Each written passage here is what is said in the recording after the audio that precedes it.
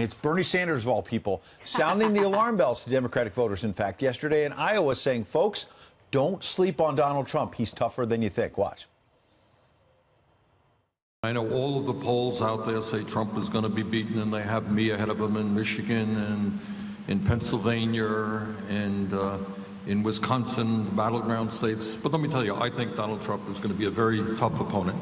Well, Smart. Pennsylvania, he might be really tough. As you can see, that was actually Friday, not Saturday. But Bernie Sanders, I mean, look, that promotes his own candidacy. He's trying to say, look, I'm the guy who inspired folks on the left in 2016, but you all wanted to go with the safe bet, what you thought was a safe bet, the inevitable Democratic nominee in Hillary Clinton. And I'm hearing the same about Joe Biden now. There's a lot of Democrats who think, oh, he's the one most likely to beat Donald Trump. He's sort of the guy next in line. And Bernie Sanders is trying to tap into that and say, wait a second, we heard that 4 years ago.